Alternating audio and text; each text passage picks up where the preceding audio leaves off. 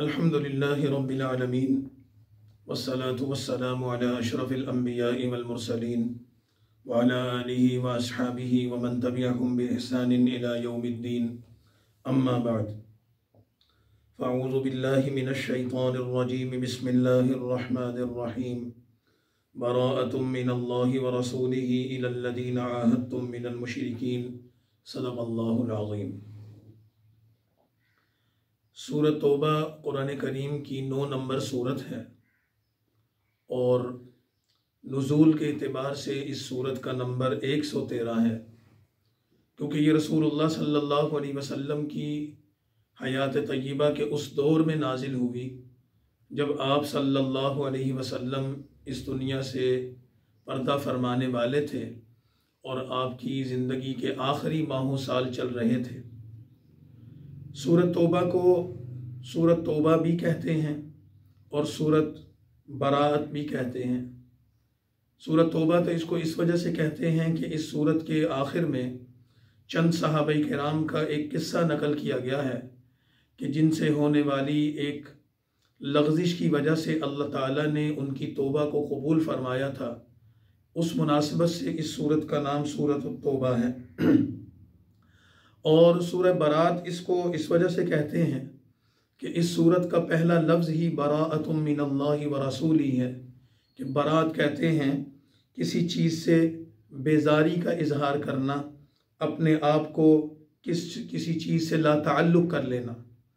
तो इस लफ्ज़ को समझने के लिए भी इस सूरत के शान नज़ूल को और इसके पस मंज़र को समझना ज़रूरी है।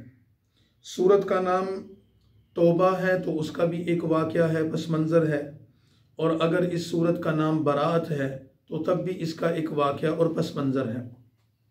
ये सूरत 9 हिजरी के ज़माने में यानी रसूलुल्लाह सल्लल्लाहु अलैहि वसल्लम पर उस वक्त नाजिल हुई जब नबी करीम सल्लल्लाहु अलैहि वसल्लम मदीना तय्यबा में अपनी क़याम का 39वां साल गुजार रहे थे और आप सल्लल्लाहु अलैहि वसल्लम पर इस सूरत का अक्सर हिस्सा उस वक्त नाजिल हुआ जब नबी करीम सल्लल्लाहु अलैहि वसल्लम ग़ज़वा तबूक की तैयारी के लिए रूमियों का मुकाबला करने के लिए मदीना तय्यबा से रवाना हुए। तो उसके हालात व वाक़यात इस सूरत में तफसील से ज़िक्र किए गए हैं। इस सूरत में जो चीज़ें ज़िक्र की गई हैं वो बहुत अहम हैं। पूरी सूरत का असल मौजू तो जिहाद और क़िताल है।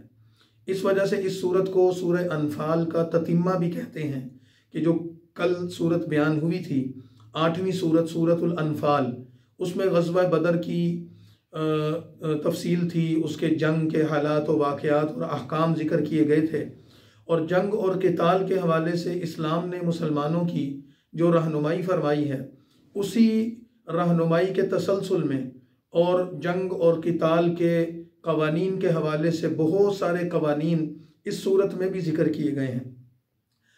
दर हकीकत रसूलुल्लाह सल्लल्लाहु अलैहि वसल्लम ने मक्का के काफिरों के साथ हुदैबिया में सुलह की थी, जो सीरत तय्यबा में सुलह हुदैबिया या मुआहिदा हुदैबिया के नाम से जाना जाता है। सुलह हुदैबिया में रसूलुल्लाह सल्लल्लाहु अलैहि वसल्लम और मक्का के मुशरिकों में ये तय पाया था कि हम आपस में जंग बंदी करेंगे, और वो एक 10 साला मुआहिदा था जिसमें मुख्तलिफ कबाइल इस मुसलमानों की तरफ से भी और मक्का के मुशरिकीन की तरफ से भी शामिल होकर उस सुलह का हिस्सा बन गए थे। और उस सुलह के मुआहिदात में जो शराइत लिखी गई थी उसमें बुनियादी चीज़ ये थी कि दोनों फरीक एक दूसरे की जान, माल और इज़्ज़त का ख्याल करेंगे और किसी पर हमला आवर नहीं होंगे। लेकिन कुछ ही वक्त बाद मक्का के मुशरिकीन ने अपने मुआहिदे को तोड़ा और उस मुआहिदे को तोड़कर उन्होंने रसूलुल्लाह सल्लल्लाहु अलैहि वसल्लम की तरफ से मुआहिदे में शिरकत करने वाले बाज़ कबाइल पर हमला किया, लूट मार की और उनको कत्ल किया। और उन्होंने जब अल्लाह के नबी की बारगाह में आकर इंसाफ की फरियाद की कि हमारे साथ जुल्म हो गया है, हमें लूटा गया, मारा गया और हमारे साथ किए गए मुआहिदे को तोड़ दिया गया, तो नबी करीम सल्लल्लाहु अलैहि वसल्लम ने मक्का के काफिरों को ये पैगाम भेजा कि इस मुआहिदे की खिलाफ वर्जी करने वालों को सज़ा दी जाए। और उस हवाले से रसूलुल्लाह सल्लल्लाहु अलैहि वसल्लम ने मुतालबा किया कि इंसाफ के तकाज़ों को पूरा किया जाए। मक्का के मुशरिक कुरैश के सरदार अपने तकब्बुर में और अपनी क़ुव्वत और ताकत के नशे में रसूलुल्लाह सल्लल्लाहु अलैहि वसल्लम की इस बात को अहमियत देने के लिए तैयार नहीं थे, जिसके नतीजे में आपने खुले तौर पर यह ऐलान कर दिया कि जब तुम मुआहिदा तोड़ चुके हो तो हम भी अब किसी किस्म के मुआहिदे के पाबंद नहीं। उस मुआहिदे से जो तुम्हारे और हमारे दरमियान तय पाया था, हम बराअत यानी बेजारी और ला ताल्लुकी का ऐलान करते हैं। अब तुम्हारे और हमारे दरमियान सुलह या अमन का कोई मुआहिदा मौजूद नहीं। अब हम और तुम मैदान जंग में फैसला करेंगे। इस बराअत के ऐलान के बाद मक्का फतह हुआ। नबी करीम सल्लल्लाहु अलैहि वसल्लम ने मक्का पर हमला फरमाया और बगैर किसी जंग के, चंद एक छोटी सी झड़पें हुई और बगैर किसी जंग के अल्लाह ने मक्का की फतह आपको अता फरमा दी और आपने इस्लाम का झंडा वहाँ लहरा दिया। मक्का की फतह के बाद अब मक्का और उसके इर्द गिर्द रहने वाले काफिरों खुसूसन मुशरिकीन के लिए मुश्किलात पैदा हो गईं कि उनके पास तीन रास्ते थे। एक रास्ता ये था कि या वो इस्लाम कबूल कर लें, कलिमा गो होकर मुसलमानों के भाई बन जाएं। दूसरा रास्ता ये था कि वो मुसलमानों की इताअत करके, मुसलमानों के इख्तिदार को तस्लीम करके उनको उनकी शराइत को मान लें।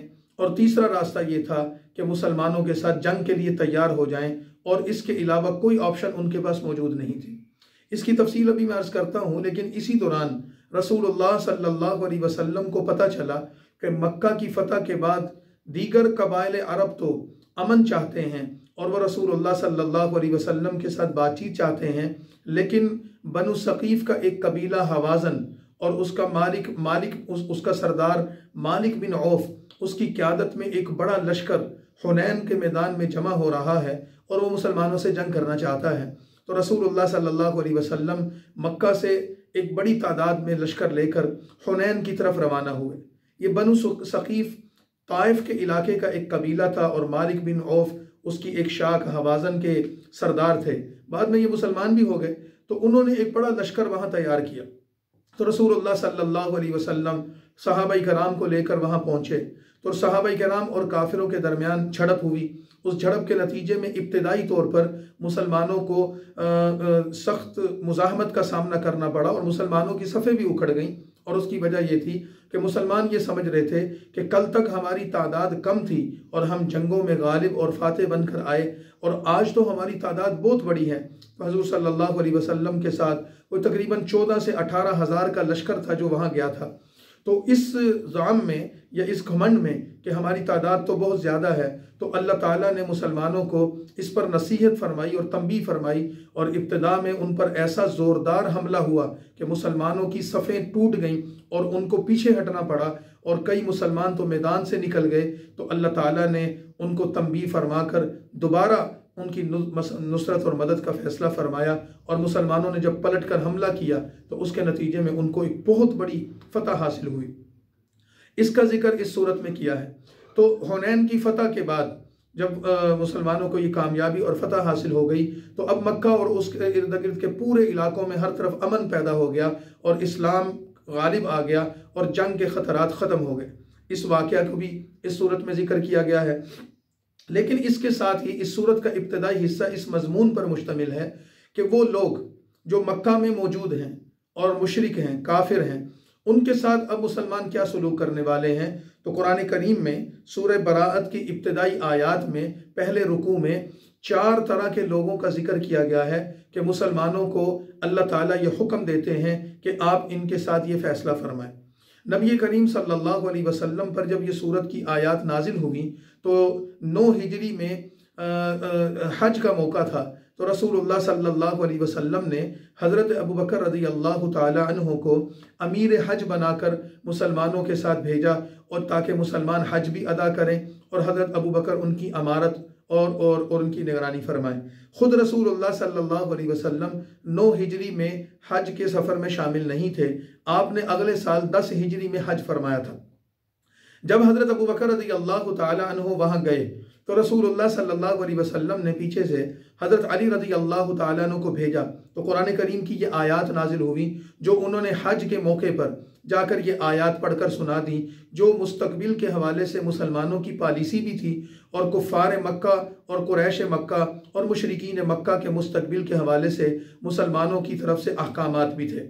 उसका हासिल ये था कि रसूलुल्लाह सल्लल्लाहु अलैहि वसल्लम की तरफ से ये ऐलान किया गया कि मुसलमानों की तरफ से रसूलुल्लाह की तरफ से पैगाम ये है कि आज तक जो भी मुसलमानों का काफिरों के साथ मामला रहा, अब मुसलमान उससे बरी ज़िम्मा हैं और मुसलमान काफिरों को भी आज़ाद छोड़ते हैं और मुसलमान ख़ुद भी किसी मुआहदे के और किसी भी हवाले से पाबंद नहीं। जिन लोगों ने मुसलमानों के साथ मुआहदा किया था उन्होंने उस मुआहदे को तोड़ दिया। उस मुआहदे को तोड़ने की वजह से अब वो किसी रियायत के मुस्तहिक नहीं, किसी सुलह के मुस्तहिक नहीं, अमन के मुस्तहिक नहीं। तो उनको मुसलमान तंबीह करते हैं, उनके पास दो ही रास्ते हैं, या तो वो इस्लाम कबूल कर ले, तीन रास्ते हैं, या वो इस्लाम कबूल कर लें, या अगर इस्लाम कबूल कर लेंगे तो हमारे भाई बन जाएंगे। अगर वो इस्लाम कबूल नहीं करते तो फिर वो सरजमीन हरम को छोड़कर मक्का से हुदूद हरम से बाहर निकलकर किसी और जगह जाकर आबाद हो जाएं और मुसलमानों की इताअत करनी पड़ेगी। और अगर वो इस पर भी आमादा नहीं तो फिर वो जंग के लिए तैयार हो जाएं। उनके साथ जंग कब होगी?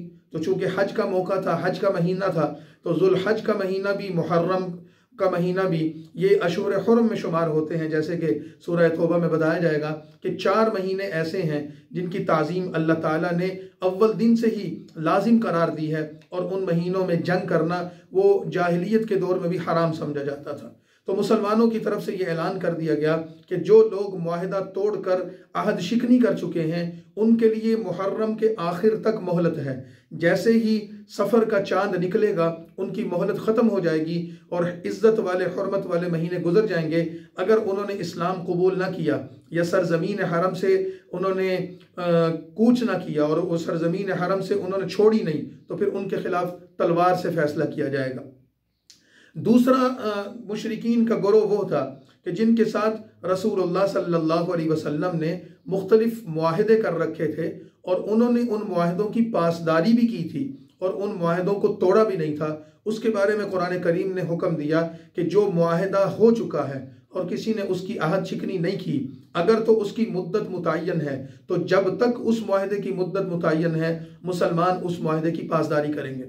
बाज़ कबीले ऐसे थे कि जिनके साथ मुसलमानों ने मुआहिदा किया था और इस हज के मौके पर उनके मुआहिदे की तकरीबन 9 माह की मुद्दत रहती थी, तो अल्लाह के नबी की तरफ से उनको ये मोहलत दी गई कि 9 माह तक तुम्हारा हमारा मुआहिदा कायम है, तुमने नहीं तोड़ा तो हम भी नहीं तोड़ेंगे।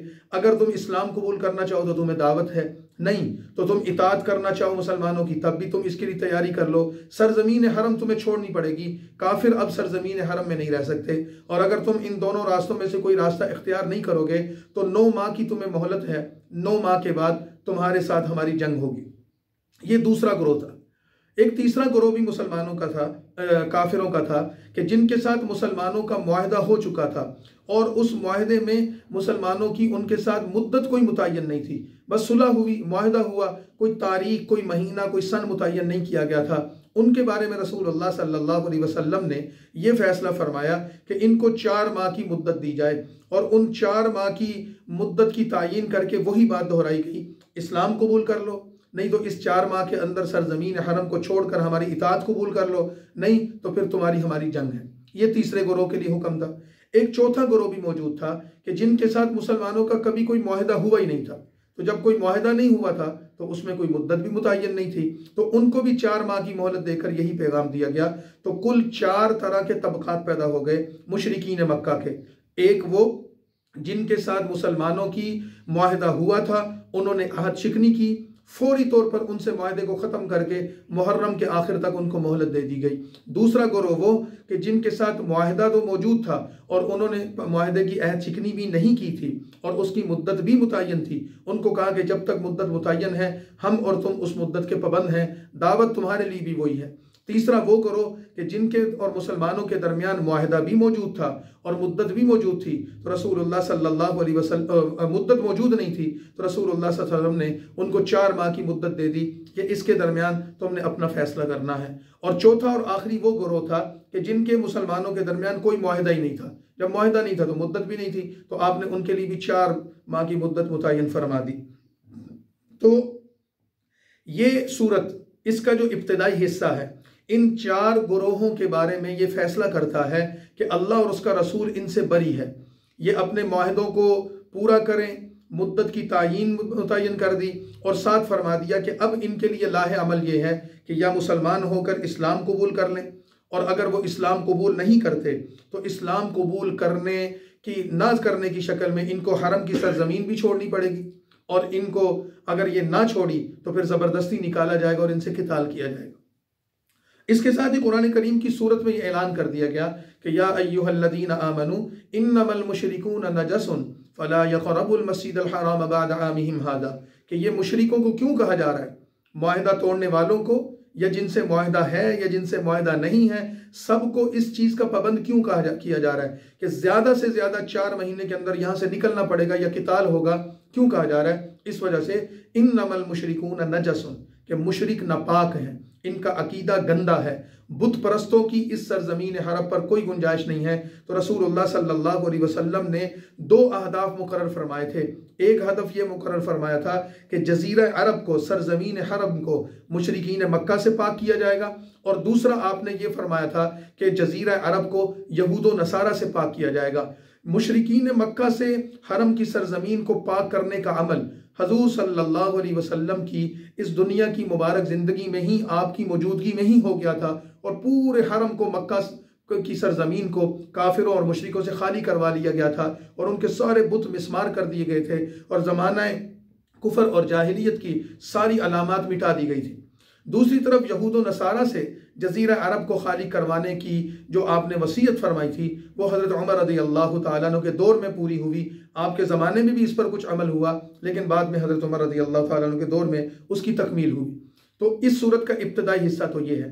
फिर इस सूरत का दूसरा हिस्सा उस जंग के मुतालिक है कि जो हुनैन की जंग थी, कि रसूलुल्लाह सल्लल्लाहु अलैहि वसल्लम के साथियों को मक्का में ये इत्तला मिली कि बनु सकीफ हवाज़न के लोग एक बड़ा लश्कर जमा कर रहे हैं मुसलमानों पर हमला करने के लिए। तो आप खुद आगे बढ़े और आपने उनका मुकाबला किया, और मामूली सी जंग के बाद उनको शिकस्त हुई, बहुत बड़ा माल गनीमत उनका रसूलुल्लाह सल्लल्लाहु अलैहि वसल्लम और उनके साथियों के हाथ लगा। बाद में उन लोगों ने इस्लाम भी कबूल कर लिया।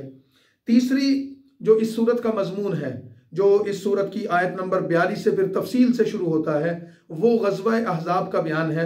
उस ग़ज़वा अहज़ाब की तफसील हम फिर वहाँ जाकर बयान करेंगे। यहाँ इस सूरत के जो इब्तदाई अहदाफ हैं उन पर एक नज़र डाल ली जाए कि इस सूरत के में एक तो चीज़ तौबा का जिक्र है, इसी तरह इसमें बरात का जिक्र है, मुशरिकीन और अहले किताब के साथ जिहाद के अहकाम को बयान किया गया है, ग़ज़वा तबूक और ग़ज़वा हुनैन की कुछ तफसीलात जिक्र की गई हैं, और फिर इसमें जो मुशरिकीन के साथ जिक्र की गई, उनके साथ जो मुआहिदात हैं, उन मुआहिदात को ख़त्म करने का ऐलान करके उनको ये बता दिया गया आज के बाद बैतुल्लाह शरीफ में और इसके इर्द गिर्द के हरम के इलाके में कोई मुशरिक नहीं रह सकेगा, कोई बुत नहीं होगा, बुत परस्ती नहीं होगी, शिरक का खात्मा कर दिया गया।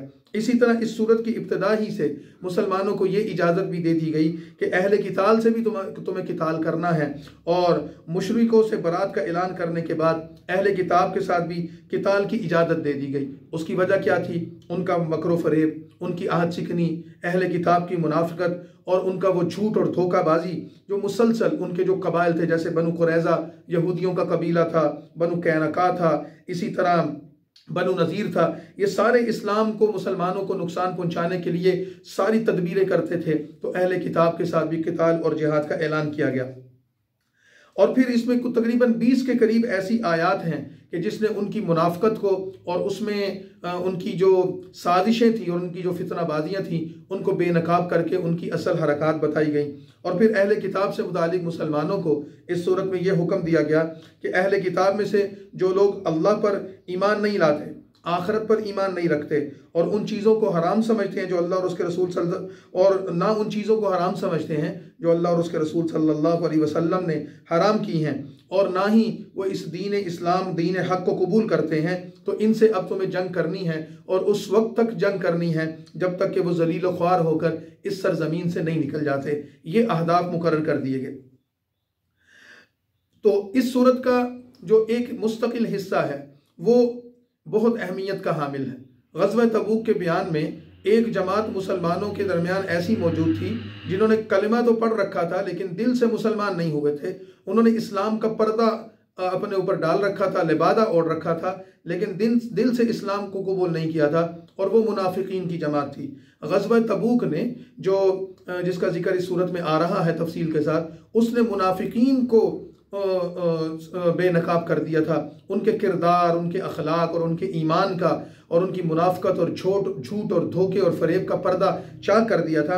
और अल्लाह ताला ने उन मुनाफिकों की हरकतों को वाज़े करके अल्लाह ताला ने उनके तमाम गंदे किरदार और दोगले किरदार को मुसलमानों के सामने वाज़े कर दिया और ये फरमा दिया कि ये तुम्हारे कभी दोस्त नहीं हो सकते। और आप सल्लल्लाहु अलैहि वसल्लम को हुक्म फरमा दिया, जैसे काफिर आपके दुश्मन हैं ऐसे ही ये मुनाफिक भी आपके दुश्मन हैं। और जाहिदिल कुफ़ार वल मुनाफिकीन, ए नबी सल्लल्लाहु अलैहि वसल्लम, आपके पर लाजिम है कि आप काफिरों के खिलाफ भी मुसलमानों को मुत्तहिद रखें और जिहाद के लिए तैयार रहें, और मुनाफिकों के खिलाफ भी आप जिहाद के लिए तैयार रहें। फिर मुनाफिकों की हरकतों को जिक्र किया कि सूरत तौबा में अल्लाह ताला ये बताते हैं कि मुनाफिकों की हरकतें क्या थीं, उसका हासिल उन आयात का क्या है कि मुनाफिक कसमें खाकर कहते हैं कि अगर हम ताकत रखते तो आप सल्लल्लाहु अलैहि वसल्लम के साथ तबूक के सफ़र में ज़रूर साथ जाते, लेकिन मुनाफिक नहीं गए। और इसके साथ ही कुछ और चीज़ें भी उन्होंने मुनाफिकों ने जिक्र की जो आगे आ रही हैं। लेकिन इस सूरत के अंदर जो सारी की सारी जो गुफ्तगू है वो इब्तदाई हिस्सा मुशरिकीन के मुताल्लिक है, और उसके बाद फिर जिहाद और क़िताल के अहकाम हैं, और मुआहिदात के हवाले से मुसलमानों को तालीमात हैं। उसके बाद फिर रसूलुल्लाह सल्लल्लाहु अलैहि वसल्लम की जंग हुनैन का जिक्र है, और फिर जुज़वी कुछ नसीहतों के साथ फिर आगे तफसील के साथ ग़ज़वा तबूक का जिक्र हो रहा है। मिसाल के तौर पर सूरत की पहली आयत ही में बराअतुम मिनल्लाहि व रसूली इलल्लज़ीना आहदतुम मिनल मुशरिकीन, अल्लाह और उसका रसूल ला ताल्लुकी और बरात का ऐलान करते हैं उन तमाम चीज़ों से जो अल्लाह और उसके रसूल ने काफिरों के साथ मुआहदा किया था। और उनको ये कहा जाता है फसीहु फिल अर्ज़ि अर्बाअत अशहुरिन, अब तुम्हें 4 महीनों की मोहलत दी जा रही है, इसके अलावा तुम्हारे पास कोई मोहलत मौजूद नहीं है। हाँ, आयत नंबर 5 में ये बता दिया, अगर कोई इखलास के साथ रसूलुल्लाह की दावत पर गौर करना चाहता है और वो मोहलत में तोसी चाहता है तो वो अपने किरदार से साबित करे कि वो मुखलिस है, अपने किरदार से साबित करे कि वो इन चीज़ों पर संजीदगी से गौर व फिक्र कर रहा है। तो मुसलमानों को यह हुक्म दिया गया, व इन अहदुम मिनल मुशरिकीन व इन फ़इज़न सलखल अशहुरुल हुरुम फ़क़्तुलुल मुशरिकीन हैसु वजदतुमूहुम वख़ुज़ूहुम वहसुरूहुम वक़ूदू लहुम कुल्ल मरसद फ़इन ताबू व अक़ामुस्सलाह व आतुज़्ज़कात फ़ख़ल्लू सबीलहुम, कि अगर वो तुम्हारे साथ शामिल होना चाहें तो ठीक है, गौर व फिक्र करना चाहें तो ठीक है, नहीं तो मुद्दत जो मुतय्यन कर दी गई है उसकी पासदारी करनी होगी। इसी तरह मुशरिकीन मक्का को ये बात समझाई कि तुम लोग शिरक करते हो, शिरक से बड़ा कोई गुनाह नहीं है। मुशरिक कहते थे हम तो मस्जिद हराम की सफाई करते हैं, हाजियों की खिदमत करते हैं, और हम तो हाजियों को पानी पिलाते हैं, हम तो हुज्जाज के खादिम हैं। तो अल्लाह ताला ने फरमाया कि हाजियों को पानी पिलाना ये अच्छी बात है, मस्जिद हराम की खिदमत करना ये अच्छी बात है, लेकिन अल्लाह पर ईमान लाना, अल्लाह के रास्ते में जिहाद और क़िताल करना, ये उससे भी बहुत बड़ा अमल है, और तुम और ईमान वाले कभी बराबर नहीं हो सकते। ला यस्तवूना इंदल्लाह, तुम तो काफिर हो, तुम तो जालिम हो, तुम्हारा ये कोई भी अमल तुम्हारे काम आने वाला नहीं है। और उसके साथ फिर ईमान वालों को जिन्होंने ईमान के साथ हिजरत की, जिहाद किया, अल्लाह और उसके रसूल की तालीमात पर लब्बैक कहा, उनको खुशखबरी सुना दी। युबश्शिरुहुम रब्बुहुम बिरहमतिन मिन्हु व रिज़वान, कि अल्लाह ताला तुम्हें जन्नत की खुशखबरी सुनाते हैं, हमेशा तुम उसमें रहोगे। और ये नसीहत कर दी कि मुसलमानों कभी भी ला तत्तखिदू आबाअकुम व इख्वानकुम औलिया इस्तहब्बुल कुफ्र अलल ईमान, कि तुम अपने इन रिश्तेदारों को अपना रिश्तेदार ना समझो। जो ईमान में दाखिल हो चुका है, इस्लाम में दाखिल हो चुका है, वही तुम्हारा रिश्तेदार है, खराबतदार है। और जिसने इस्लाम कबूल नहीं किया, जो ईमान से दूर है, तुम भी उससे दूर रहो। और इनको बता दो तुम्हारी ये रिश्तेदारियाँ, तुम्हारी ये तिजारत और तुम्हारा ये नफ़ा कोई तुम्हारे काम नहीं आएगा अल्लाह के सामने। अल्लाह ताला फासिकों को कभी हिदायत नहीं देता। फिर रुकू नंबर 4 में लक़द नसरकुमुल्लाहु फ़ी मवातिन कसीरतिन व यौम हुनैन में ये बात बता दी कि मुसलमानों उस जंग हुनैन को याद करो जब तुम अपनी कसरत पर ताज्जुब कर रहे थे, तादाद की ज्यादती पर तुम फख्र कर रहे थे और तुम ये समझ रहे थे कि तुम्हें जो कामयाबी मिली है वो तुम्हारी तादाद की वजह से, तुम्हारे हौसलों की वजह से मिली है। दर हकीकत तुम्हारी कामयाबी अल्लाह की मदद का नतीजा है। और इब्तदाए जंग में हुनैन में मुसलमानों को जो शिकस्त का सामना करना पड़ा, उनको परेशानी का सामना करना पड़ा, तो अल्लाह ताला फरमाते सुम्मा अंज़लल्लाहु सकीनतहु अला रसूलिही व अलल मुअमिनीन व अंज़ला जुलूदन लम तरौहा। फिर अल्लाह की मदद आ गई, अल्लाह ने अपने नबी पर सकीनत उतारी, मोमिनीन पर सकीनत उतारी और ऐसा लश्कर यानी फरिश्तों का लश्कर उतारा कि जिसको आम आंखें देख नहीं रही थी, लेकिन अल्लाह ने उसकी मदद से मुसलमानों की मदद फरमाई। जिन्होंने गलती की थी उनकी तौबा को कबूल किया और मुसलमानों को फतह अता फरमाई और फैसला ये फरमा दिया कि मुसलमानों, आज के बाद इस सरजमीन हरम पर कोई काफिर मस्जिदुल हराम में, इसके इर्द गिर्द के इलाके में मौजूद नहीं रहेगा। ये सारे नापाक हैं, इनको निकाल दो। अगले रुकू में, रुकू नंबर 5 में, ज़िमरन यहूद व नसारा की कारस्तानियों का जिक्र करते हुए, उनकी साजिशों का जिक्र करते हुए बताया कि मुशरिकों से ये भी पीछे नहीं है। मुशरिक बुतों की इबादत करते हैं। वक़ालतिल यहूद उज़ैर इब्नुल्लाह, और यहूदी हजरत उज़ैर को खुदा का बेटा कहते हैं और ईसाई हजरत ईसा को खुदा का बेटा कहते हैं, नाउज़ बिल्लाह।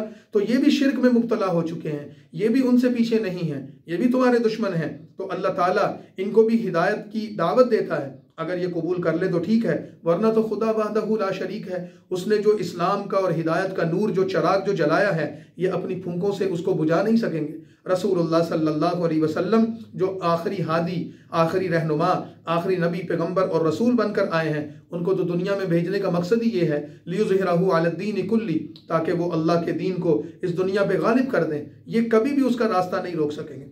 फिर इसके दरमियान मुसलमानों को मुतवज्जे करके ये बात फरमाई कि अल्लाह ने जो तुम्हें माल दिया है उसको खाओ पियो, इस्तेमाल करो, हलाल माल का यही हुक्म है, लेकिन उसकी ज़कात भी अदा करो, अल्लाह के रास्ते में उसको खर्च भी करो। और जो लोग अल्लाह के रास्ते में ज़कात नहीं देते, उनके माल को क़यामत के दिन दागा जाएगा, उसको सोने और चांदी को आग से पिघलाकर उनके जिस्मों को उससे दागा जाएगा और उनको अजाब दिया जाएगा और उनको ये कहा जाएगा कि हाज़ा मा कनज़्तुम लिअन्फुसिकुम फ़ज़ूक़ू मा कुन्तुम तकनिज़ून। चीखो पुकार करने की ज़रूरत नहीं है, ये वो ही माल है जो दुनिया में तुमने जमा किया था, ख़जानों में जमा किया था, और आज वो माल तुम्हारे सामने मौजूद है। तो ज़कात अदा करना, सदक़ात और खैरात अदा करने की तालीम देते हुए ये बात फरमाई कि ये जो अशूर हुरम है, हज के महीने चल रहे हैं, ये तो अल्लाह ताला ने जब से ज़मीन और आसमान बनाए हैं उस वक़्त से 12 महीनों का निज़ाम कायम किया है, और अल्लाह ताला ने उस दौर ही से 4 महीनों को इज़्ज़त वाले महीने करार दिया था। इसकी इज़्ज़त और हुर्मत की वजह से तुम्हारा लिहाज किया जा रहा है, वरना अगर हज के महीने ना होते तो अहद शिकनी करने वाले काफिरों को मौके पे कत्ल कर दिया जाता। लिहाजा तुम्हें मुहर्रम के आखिर तक मोहलत है कि तुम उससे बच जाओ। और फिर आगे सूरह तौबा का रुकू नंबर 6 है और उसकी आयत नंबर 38 से ग़ज़वा तबूक का बयान शुरू हो गया। ग़ज़वा तबूक का पस मंज़र ये है कि रसूलुल्लाह सल्लल्लाहु अलैहि वसल्लम को 9 हिजरी के बाद जब आप मक्का से वापस तशरीफ़ ला चुके थे, हुनैन की जंग से फारिग होकर आ चुके थे, आपको रसूलुल्लाह सल्लल्लाहु अलैहि वसल्लम को मदीना तय्यबा में ये इत्तला मिली कि रूम का बादशाह एक बहुत बड़ा लश्कर तैयार करके मुसलमानों पर हमला करने की कोशिश कर रहा है और तैयारी कर रहा है, और वो मदीने पर हमला आवर होगा। तो नबी करीम सल्लल्लाहु अलैहि वसल्लम ने सहाबाई किराम को जमा किया और आपने सहाबाई किराम को जमा करके उनको ये बात फरमाई कि हमें तैयारी करनी है, इससे पहले कि रूम के का लश्कर हम पर हमला आवर हो, हमें जाकर उन पर हमला करना चाहिए। अब ये ऐसा सख्त ज़माना था कि तबूक एक मकाम का नाम है जो मदीना मुनव्वरा से कोई 1000 किलोमीटर के फासले पर है। सख्त गर्मी का ज़माना था, ऐसा ज़माना कि मुसलमानों के पास खाने पीने को, ज़रूरियात ज़िंदगी गुजारने के लिए सामान कुछ नहीं था। खजूरें बिल्कुल तैयार थीं, पकने के करीब थीं। सफ़र इंतहाई तवील था, ज़्यादा राह मौजूद नहीं था, जंग की तैयारी नहीं थी, मुसलमानों के पास सवारियाँ मौजूद नहीं थी, और फल जो बागात पकने के करीब थे वही मुसलमानों का असल ज़रिया मुआश था, उनको छोड़कर कैसे जाएंगे। इसी तरह ऐसे ही जगह पर जंग के लिए जा रहे थे जहाँ इससे पहले मुसलमान कभी नहीं गए थे।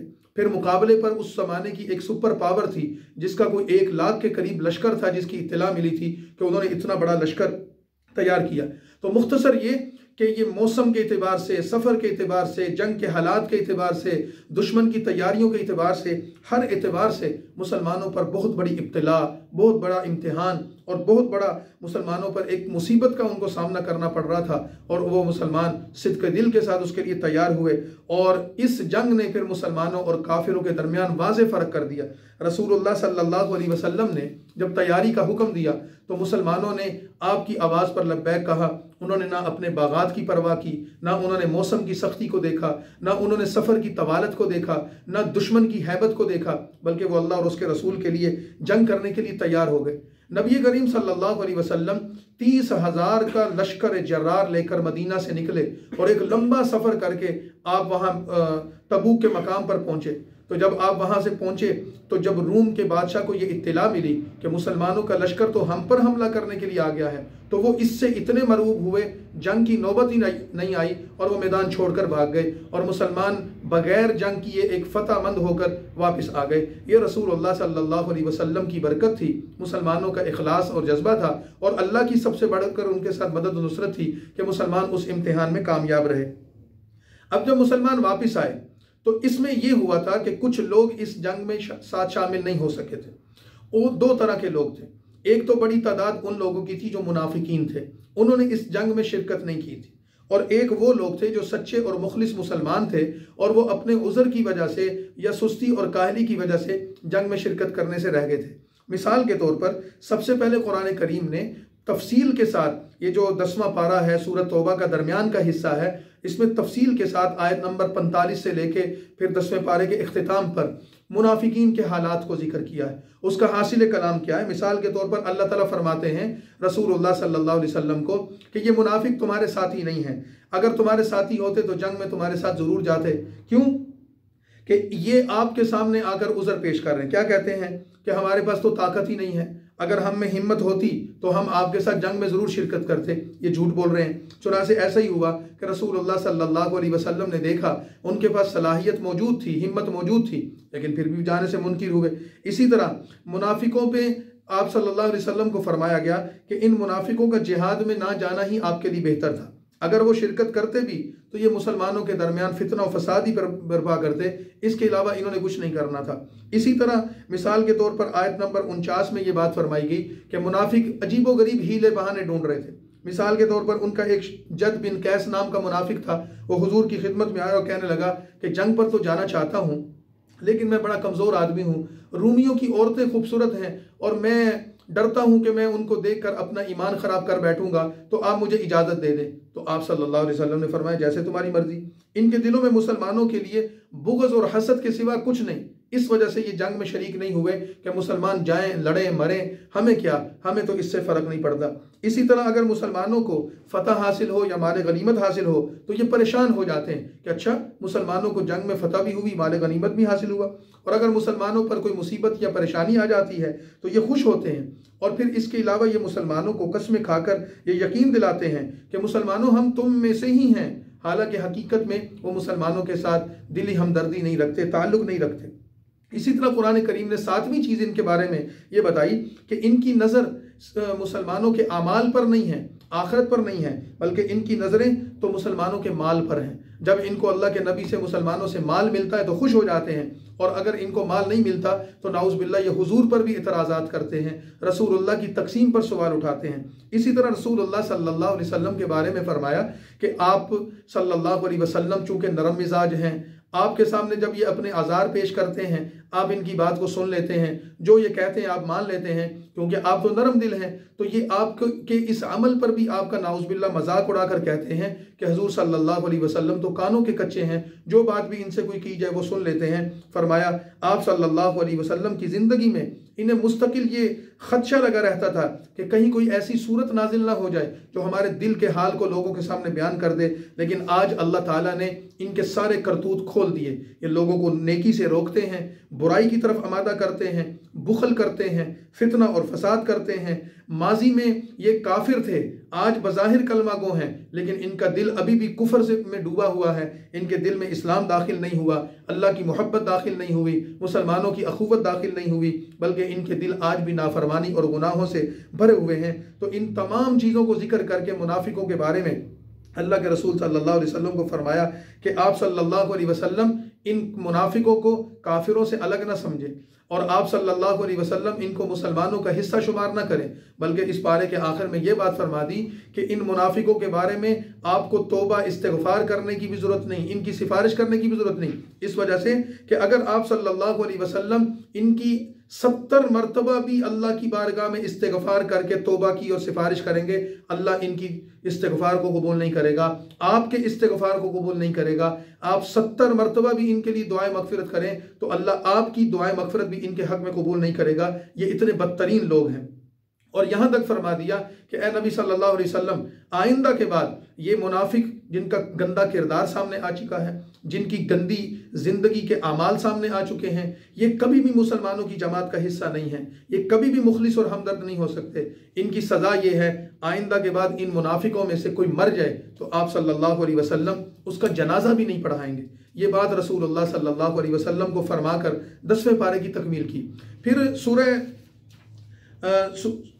सूरह तौबा का दूसरा आखिरी हिस्सा, वो उसका कुछ हिस्सा 11वें पारे में है और 11वें पारे का जो 12 नंबर सूरह आराफ का जो सूरह तौबा का जो 12 नंबर रुकू है, 11वें पारे की इब्तिदा है, उसमें मुनाफिकीन की मुख्तलिफ जमातों का जिक्र किया कि कुछ लोग ऐसे हैं कि जो शहर मदीना में रहते हैं, कुछ इसके इर्द गिर्द इलाकों में रहते हैं। इन तमाम लोगों की खसलतों को, इनकी करतूतों को, इनके किरदार को, इनके दोगलेपन को, इनकी मुनाफकत को, इनकी मुसलमानों से हसद, बुग़्ज़ और नफ़रत को, इन तमाम चीज़ों को जिक्र करके कहा कि ये आपके सामने आकर तरह तरह के उज़र पेश करेंगे, तरह तरह के हीले और बहाने बनाएंगे, लेकिन ये सब कुछ झूठ पर मबनी होगा, सच और हकीकत कुछ नहीं होगी। लिहाजा ए नबी सल्लल्लाहु अलैहि वसल्लम, मुसलमान और मुनाफिक कभी बराबर नहीं हो सकते। और फिर मुनाफिकों का ये तफसील से जिक्र करके फिर आयत नंबर 100 से वस्साबिक़ूनल अव्वलून मिनल मुहाजिरीन वल अंसार वल्लज़ीना तबअूहुम बिइहसान रज़ियल्लाहु अन्हुम व रज़ू अन्हु व अ'द्द लहुम जन्नातिन तजरी तहतहल अनहार। इन आयात से रसूलुल्लाह सल्लल्लाहु अलैहि वसल्लम को ईमान वालों की सिफ़ात बयान फरमाई और उनकी तारीफ़ फरमाते हुए ये फरमाया कि ए नबी सल्लल्लाहु अलैहि वसल्लम, आपके ये मुखलिस साथी ये तारीफ़ के लायक हैं, इनकी अल्लाह ने मग़फ़िरत कर दी है, अल्लाह ने इनसे अपनी रज़ा का ऐलान कर दिया है और इन लोगों को अल्लाह ताला ने जन्नत का हकदार ठहरा दिया है, क्योंकि इन्होंने अपने ईमान के साथ, अपने आमाल के साथ, अपने अखलाक के साथ, अपने किरदार के साथ और अपनी इस्तिकामत के साथ आप सल्लल्लाहु अलैहि वसल्लम के साथ जो वफ़ा की है, दीन इस्लाम के साथ जो वफ़ा की है और अल्लाह ताला से जो मोहब्बत की है, उसके रसूल से जो मोहब्बत की है, ये इस काबिल हैं कि इनको जन्नत में दाखिल किया जाए और ये हमेशा रहेंगे। ज़ालिकल फ़ौज़ुल अज़ीम, और हमेशा की कामयाबियाँ इनको मिलने वाली। अहले ईमान की सिफ़ात का जिक्र करके मुनाफिकों की एक और साजिश का जिक्र किया। रसूलुल्लाह सल्लल्लाहु अलैहि वसल्लम जब मदीना तय्यबा से निकल कर ग़ज़वा तबूक के लिए रवाना हो रहे थे तो मुनाफिकों ने, एक उनका सरदार था, रहनुमा था, उसके कहने पर एक मस्जिद की तामीर की थी और उसका नाम मस्जिद ज़र्रार रखा था। और रसूलुल्लाह सल्लल्लाहु अलैहि वसल्लम को आकर कहा जी कि हमने अपनी बस्ती में एक मस्जिद बनाई है, आप वहाँ आकर नमाज अदा करें, खैर व बरकत की दुआ करें। तो अल्लाह के नबी सल्लल्लाहु अलैहि वसल्लम ने फरमाया कि अच्छा, जब हम वापस आएंगे तो फिर वहाँ हाजिर होंगे। तो अल्लाह ताला ने कुरान करीम की आयत नंबर 107 में ये बात फरमा दी कि ए नबी सल्लल्लाहु अलैहि वसल्लम, ये मस्जिद नहीं है, मस्जिद तो मुसलमानों को जोड़ने का ज़रिया होती है, इस्लाम का मरकज़ है, इबादत के लिए है, लेकिन वल्लज़ीना इत्तख़ज़ू मस्जिदन ज़िरारन व कुफ़रन व तफ़रीक़न बैनल मुअमिनीन, ये मस्जिद जो इन्होंने बनाई है ये जोड़ पैदा करने के लिए, इबादत करने के लिए नहीं बनाई, बल्कि मुनाफिकों की ये मस्जिद मुसलमानों के खिलाफ साजिशों का गढ़ और मरकज़ है, मुसलमानों को तकसीम करने के लिए बनाई है और इन्होंने अपनी अस्करियत का एक गढ़ बनाया है कि जहाँ ये साजिशें करेंगे, मंसूबे बनाएंगे और मुसलमानों के खिलाफ इस्तेमाल होंगे। ला तकुम फीही अबदा, आप कभी भी इस मस्जिद में ना जाइएगा। आपने इस मस्जिद में जाकर इनकी अगर तायद की तो ये अल्लाह ताला को नापसंद होगा, बल्कि आप उस मस्जिद में जाएं, क्योंकि ये मस्जिद कुबा के इलाके में थी। तो फरमाया कि लमस्जिदुन उस्सिसा अला तक़वा मिन अव्वल यौमिन अहक्कु अन तक़ूम फ़ीह, मस्जिद कुबा जो इस्लाम की सबसे पहली मस्जिद थी, जिसकी बस्ती के रहने वालों की अल्लाह ताला ने तारीफ फरमाई कि अल्लाह उनसे मोहब्बत करता है। फ़ीही रिजालुन युहिब्बूना अन यतताहरू, जो पाकीज़गी को पसंद करते हैं। तो ए नबी सल्लल्लाहु अलैहि वसल्लम, आप इनकी मस्जिद में ना जाएं, आप मुखलिस मुसलमानों की मस्जिद कुबा में जाएं, आप इनके करीब ना जाएं। तो अल्लाह के नबी सल्लल्लाहु अलैहि वसल्लम ने बाद सहाबाए किराम को भेजा और फरमाया कि ये मस्जिद नहीं है, ये फितने का गढ़ है, तो उसका हुक्म दिया कि जाकर इसको जला दो। तो फिर सहाबा किराम गए, उन्होंने मुनाफिकों के उस मरकज़ को जलाकर राख कर दिया, उसको इबरत का निशान बना दिया और मुनाफिकों की सारी साजिश नाकाम हो गई। इसके साथ ही फिर अल्लाह ताला रसूलुल्लाह सल्लल्लाहु अलैहि वसल्लम की जमात सहाबा किराम की सिफ्त बयान करते हैं। रुकू नंबर 14 में इस सूरत का इख्तिताम करीब है। वो फरमाते हैं कि अल्लाह ताला ने आपको जो जमात अता फरमाई है, इन लोगों के साथ अल्लाह ने एक सौदा कर लिया है। इन्नल्लाह अश्तरा मिनल मुमिनीन अनफुसहुम व अम्वालहुम बिअन्न लहुमुल जन्नह। सौदा अल्लाह ने ये किया है कि तुम अपनी जान और अपना माल मुझे दो और मैं तुम्हें बदले में जन्नत दूंगा। और ईमान वालों ने ये सौदा कबूल कर लिया है, अल्लाह ने उस पर मोहर लगा दी। और ये ईमान वाले क्या हैं कि ये अल्लाह के रास्ते में किताल करते हैं, कभी कत्ल हो जाते हैं, शहीद हो जाते हैं, कभी अल्लाह के दीन के गरबे के लिए काफिरों को कत्ल करके गाजी बन जाते हैं। अल्लाह ताला ने इनकी तारीफ तो तौरात और इंजील और कुरान में की है। जो वादे इन्होंने अल्लाह से किए वो पूरे करते हैं, अल्लाह भी इनसे अपने वादे पूरे करेगा। और फिर अल्लाह ताला ने उनकी सिफात बयान की कि मोमिनों का जिक्र किया है और इससे पहले मुनाफिकीन का जिक्र किया था। तो मुनाफिक तो खोटे हैं, मुनाफिक तो बदकिरदार हैं, लेकिन जो असल ईमान वाले मुखलिस मुसलमान हैं, अत्ताइबून अल आबिदून अल हामिदून, कौन से हैं?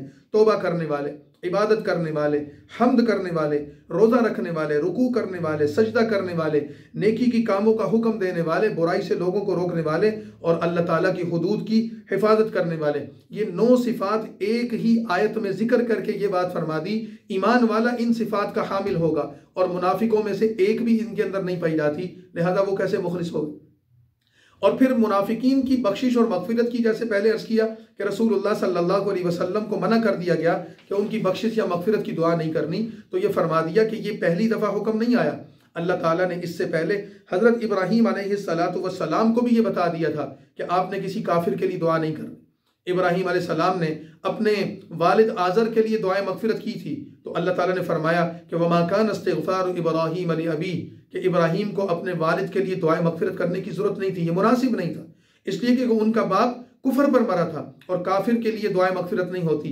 ये मुनाफिक जिनके दिलों का कुफर वाज़े है, अल्लाह ने सबको बता दिया, अया कर दिया, हत्ता कि हुजूर को उनके नाम तक बता दिए कि ये आपके दरमियान फुला फुला लोग मुनाफिक हैं, तो लिहाजा इनके लिए दुआए मगफिरत भी नहीं की जा सकती। सूरत तौबा का रुकू नंबर 14, उसमें कुछ उन मुखलिस मुसलमानों का जिक्र किया कि जो रसूलुल्लाह सल्लल्लाहु अलैहि वसल्लम के साथ इस जंग में शामिल नहीं हो सके थे। जो मुसलमान जंग में शामिल नहीं हुए थे, उनका ये अमल एक सुस्ती की वजह से था। वो दूर का सफ़र था, उनके पास वसाइल भी थे और वो सुस्ती का शिकार हो गए थे, नहीं जा सके थे। तो नबी करीम सल्लल्लाहु अलैहि वसल्लम के सामने जब आप वापस आए तो उन्होंने अपने आप को पेश करके कहा, जी हमसे गलती हुई है, आप अल्लाह ताला से हमारे लिए दुआए मगफिरत करें। अल्लाह ने उनके लिए दुआए मगफिरत कर दी, लेकिन अल्लाह के नबी ने उनके लिए दुआए मगफिरत कर दी। 3 बंदे ऐसे थे कि जो रसूलुल्लाह सल्लल्लाहु अलैहि वसल्लम की खिदमत में शर्मसारी की वजह से पेश ही ना हो सके।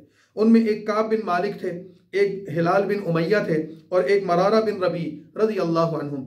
मुखलिस लोग थे, सच्चे पक्के मुसलमान थे, लेकिन उनसे गलती दर गलती हुई। एक गलती तो ये हुई कि जंग में गए नहीं और ख़ुद अपने बारे में वो रिवायात में आता है कि बताते थे कि हम जाना चाहते थे, हम ये सोचते थे कि हमारे पास सवारियां हैं, मुसलमान ज़रा थोड़ा सफ़र करके आगे चले जाए तो हम तेज़ सवारियों पर उनके पीछे चले जाएंगे। आज जाते हैं, कल जाते हैं, सुबह जाते हैं, शाम जाते हैं, इसी सुस्ती में रहे, घर बार में मसरूफ़ रहे। तो अल्लाह के नबी तबूक से होकर भी वापस आ गए और हम सुस्ती की वजह से ना जा सके और फिर बाद में बारगाह अक़दस में हाजिर भी ना हुए।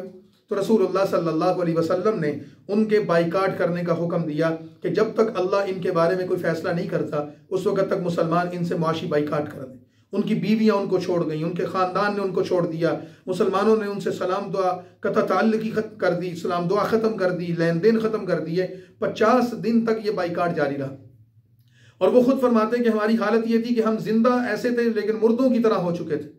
कोई ना हमसे मिलता था, ना हमसे बात करता था, अपने घरों में पड़े रहते थे, शर्मसार और शर्मिंदा थे, अल्लाह से रुजू करते थे। तो बिल आखिर अल्लाह ताला ने ये आयत नाजिल फरमाई, लक़द ताबल्लाहु अलन नबी वल मुहाजिरीन वल अंसार अल्लज़ीना तबअूहुम बिइहसान। अल्लाह ने उनकी तौबा कबूल कर ली। व अला सलासतिल लज़ीना खुल्लिफू, और आखिर में जो 3 रह गए थे अल्लाह उनकी भी तौबा कबूल करता है। तो रसूलुल्लाह सल्लल्लाहु अलैहि वसल्लम ने उनको बुलाया और उनके इस सच बोलने पर कि या रसूलुल्लाह हमसे गलती हुई है, हमने जाना था लेकिन अपनी सुस्ती काहिली की वजह से नहीं गए, हमारी गलती है और हमारे लिए जो हुक्म है आप फरमा दें। तो उनके सच की बरकत से अल्लाह ताला ने उनकी तौबा को कबूल कर लिया। रसूलुल्लाह सल्लल्लाहु अलैहि वसल्लम पर जब ये आयत नाजिल हुई तो आपने उन तीनों को बुलाया और अल्लाह के नबी सल्लल्लाहु अलैहि वसल्लम ने उनको ये खुशखबरी दी, ये फरमाकर कि जब से तुम्हारी माँ ने तुम्हें पैदा किया है आज का दिन तुम्हारी ज़िंदगी का सबसे मुबारक दिन है। अल्लाह ने तुम्हारी तौबा कबूल करके तुम्हारे लिए माफ़ी का ऐलान कर दिया और तुम्हें अल्लाह ताला ने दरगुजर कर दिया। ये बहुत बड़ी सादत थी, उनके लिए बहुत बड़ी सनत थी, तो ये जिक्र कर दिया। और फिर अगली आयात में सूरत के इख्तिताम पर मुसलमानों को ताकीद कर दी कि ए ईमान वालों, 4 बातों को हमेशा लाजिम पकड़ो। मिसाल के तौर पर नंबर 1 पहली बात क्या है, इस सारी जंग से, वो ग़ज़वा तबूक हो, वो ग़ज़वा हुनैन हो, मुशरिकीन के साथ तुम्हारे मामलात व माहदात हों, जंग हो, किताल हो, अमन हो, सुलह हो, इन तमाम मामलात में पहली चीज़ तो ये है तक़वे को लाजिम पकड़ो, तक़वे के ख़िलाफ़ कभी ना जाना। दूसरी चीज़ ये है कि अहले निफाक से, मुनाफिकों से बच कर रहो, सिर्फ सच्चे लोगों की सोहबत इख्तियार करो। नेक और मुखलिस मुसलमानों के साथ बैठोगे तुम पर नेकी का तकवा आएगा। बुरे लोगों के साथ, बद किरदारों के साथ बैठोगे तो तुम भी बद किरदार हो जाओगे। इंसान को अच्छी सोहबत अच्छा बना देती है और इंसान को बुरी सोहबत बुरा बना देती है। जैसे कि फारसी का एक मुहावरा है कि नेक लोगों की सोहबत तुझे अच्छा बनाएगी और जब तू किसी बुरे इंसान की सोहबत में जाएगा तो उस बुराई के असरात भी तुझ पर होंगे। तीसरी बात ये फरमाई कि तुम्हारे रिज्क की तंगी हो या कुशादगी हो, तुम्हारे हालात जैसे भी हों, अल्लाह और रसूल सल्लल्लाहु अलैहि वसल्लम की बातों और उनके अहकामात को तरजीह दो। और चौथी बात ये बताई कि अल्लाह ताला की तरफ से तुम्हारे साथ ये वादा है कि जो तुम अमल अल्लाह के लिए करोगे उस पर तुम्हें अजर मिलेगा। इखलास के साथ दीन की मेहनत करते रहो। और फिर जिहाद से इस्तिस्ना, ये सवाल पैदा हुआ कि क्या सबको जिहाद पर जाना चाहिए। बाद ऐसे मुसलमान भी थे जो इस जिहाद में जाना चाहते थे लेकिन अपनी माशी कमज़ोरियों की वजह से नहीं जा सके। जैसे कि कुरान करीम की इसी सूरत में उन मुसलमानों की ये कैफियत बयान की गई कि वो हुजूर के पास आए और अर्ज़ किया, या रसूलल्लाह, हम जिहाद के लिए तैयार हैं, जाना चाहते हैं, सवारी नहीं, आप हमें सवारी दे दें। अल्लाह के नबी ने फरमाया कि मेरे पास सवारी नहीं है, तुम खुद इंतज़ाम कर सकते हो तो कर लो। तो वो अल्लाह के नबी की खिदमत से निकले तो रोते हुए निकले। इस बात पर रो रहे थे कि हमारे पास सामान नहीं है, ज़ादे राह नहीं है, सवारी नहीं है, हम इस सफ़र में शरीक नहीं हो सकेंगे। तो अल्लाह के नबी सल्लल्लाहु अलैहि वसल्लम के ज़रिए उन मुखलिस मुसलमानों की तारीफ़ फरमाकर ये फरमाया कि मुसलमानों देखो, कुछ ज़रूरियात इस्लामी ममलिकत की भी हैं, रियासत की भी हैं। अगर सारे मुसलमान जिहाद पर चले गए, सारे किताल के लिए चले गए तो मदीने में कौन रहेगा? दीन पढ़ेगा कौन, पढ़ाएगा कौन, सीखेगा कौन, सिखाएगा कौन? लिहाजा तुम में से मुसलमानों को आपस में तकसीम कार करना चाहिए। कुछ लोग जिहाद पर जाएं, कुछ किताल पर जाएं, कुछ दावत का काम करें, कुछ दीन के दूसरी शोबों में रहें। और ये फरमाया कि वमा कानल मुमिनूना लियनफिरू काफ़ा, सारे मुसलमानों को जाने की जरूरत नहीं है। फलौला नफर मिन कुल्लि फिरक़तिन मिनहुम ताइफ़तुन लियतफ़क़्क़हू फ़िद्दीन, कुछ लोगों को दीन सीखने, सिखाने, पढ़ने, पढ़ाने के लिए घरों में बैठना है, मस्जिदों को आबाद करना है, तो इससे ये दीन के सारे शोबे कायम रहेंगे। ये नसीहतें फरमा दी। और फिर इस सूरत का इख्तिताम इन बातों पर फरमाया कि देखो मुसलमानों, फ़िक्र और अमल की जो नजासत है उसने मुनाफिकीन को गंदा कर दिया, उनके अकीदे ने उनको गंदा कर दिया और उसके नतीजे में उन्होंने बज़ाहिर रसूलुल्लाह का ज़माना भी पाया, आपकी मजलिस भी पाई, आपकी ज़ियारत भी की और आपके पीछे नमाजें भी पढ़ते रहे, लेकिन उनको कुछ भी हासिल नहीं हो सका। बल्कि उनके बारे में कुरान ने सूरह माइदा में कहा, इन्नल मुनाफिकीन फी दर्किल अस्फली मिनन नार, कि ये तो जहन्नुम के निचले ठिकाने पर होंगे। तो ए मुसलमानों, अपने आप को मुनाफिकाना तर्ज अमल से बचाओ, अपने अंदर और बाहर, अपने जाहिर और बातिन को, अपने कौल और फेल को एक जैसा बनाओ, फिर अल्लाह की रहमत तुम्हारी तरफ मुतवज्जे होगी और तुम फिर मुखलिस मुसलमान बनोगे।